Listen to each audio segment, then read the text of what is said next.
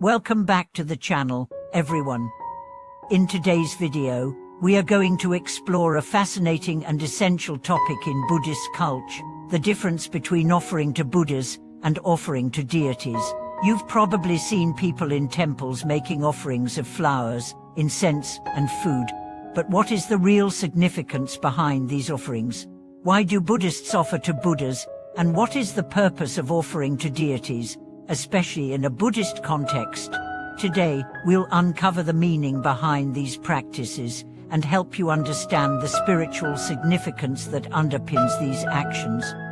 When we think of offerings, the first thing that often comes to mind is the act of giving something to a higher power in the hopes of receiving blessings in return. This is a common aspect of many religions and spiritual traditions, and Buddhism is no different. However, when it comes to Buddhist practices, the way offerings are made and the intentions behind them differ significantly, depending on whether we are offering to Buddhas or to deities. To understand the differences, we must first explore the concept of offering itself. In Buddhism, offering is not just about giving material possessions to an external force. It is a way of cultivating generosity, purifying the mind, and creating positive karma. Offering is also a form of practice that helps us develop qualities like selflessness, compassion, and mindfulness. It is an expression of gratitude, reverence, and devotion, qualities that bring us closer to the Buddha's teachings. In Buddhist temples, you'll often see people making offerings in front of a Buddha statue. These offerings typically consist of flowers, incense, fruits, and sometimes candles.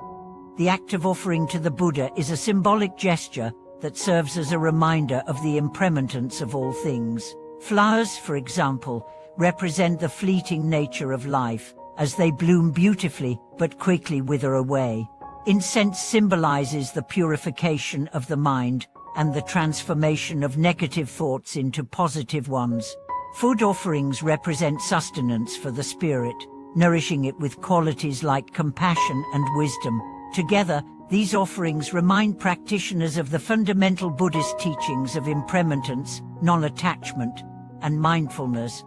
The key idea behind offering to the Buddha is that the Buddha does not need or desire any material gifts. Buddhas, as enlightened beings, have transcended the need for worldly possessions. Instead, offerings made to the Buddha are a way for the practitioner to cultivate the proper attitude of devotion and gratitude. Offering is a means of expressing reverence and deep respect for the Buddha's teachings.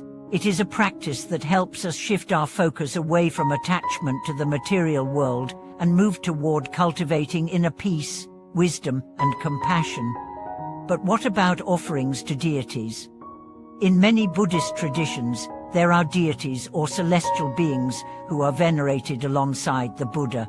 These deities, sometimes referred to as bodhisattvas or dharmapalas, represent different aspects of enlightened qualities and protect the Dharma. While Buddhas are primarily seen as teachers and guides to enlightenment, deities are often seen as protectors and benefactors, helping practitioners on their spiritual journey by removing obstacles and guiding them toward a more virtuous life. Offering to deities in Buddhism often involves the same types of material offerings, flowers, incense, and food, but the intention behind these offerings can differ. In the case of deities, offerings are made not just as an expression of devotion, but also as a means of requesting assistance and protection. Deities are often called upon to help with specific needs, whether it is protection from harm, success in a particular endeavor, or the removal of negative energies or obstacles in one's life. Offering to deities is often linked to the practice of accumulating merit, a key concept in Buddhism. By making offerings to deities, practitioners believe they can receive blessings that support their spiritual progress and protect them from suffering. Unlike offerings to the Buddha, which are primarily an expression of reverence, offerings to deities are often seen as more transactional. However, this does not mean that they are simply about asking for material gain or favor. In the Buddhist tradition, offerings, whether made to a Buddha or a deity, are meant to purify the mind and cultivate good karma. The difference lies in the fact that, while the Buddha is seen as a teacher who shows the way to enlightenment, deities are often seen as figures who can help remove specific obstacles on the path. In Tibetan Buddhism, for example, many deities are associated with specific qualities such as protection, healing, or wealth. Offering is made to these deities are often prayers for these specific blessings. For instance, practitioners may offer incense and prayers to Avalokiteshvara, the Bodhisattva of compassion, in the hopes of developing greater compassion in their own lives. Similarly, offerings to the deity of wealth, Dzambola, may be made by those seeking prosperity, both materially and spiritually. In some Buddhist practices, the distinction between offering to Buddhas and deities is also linked to the idea of personal transformation. When you make offerings to a Buddha, you are aligning yourself with the qualities of enlightenment, such as wisdom, compassion, and purity. In contrast, when making offerings to deities, you are often invoking the specific qualities or powers that those deities embody, which can help you overcome obstacles or develop certain virtues. Both types of offerings are seen as steps toward purification and enlightenment, but they work in different ways. It's important to note that in the Buddhist tradition, the ultimate goal is not to seek external blessings, but to cultivate inner transformation. The act of offering, whether to a Buddha or a deity, is a way of training the mind, letting go of attachment, and creating the right conditions for spiritual progress. By offering, we acknowledge the impermanence of life and the interconnectedness of all beings. We recognize that everything we have, including our time, resources, and abilities, is a gift that we can share with others. This attitude of generosity and selflessness is at the heart of Buddhist practice. In addition to material offerings, there are also symbolic offerings that can be made in the form of positive actions, such as acts of kindness, charity, and service to others.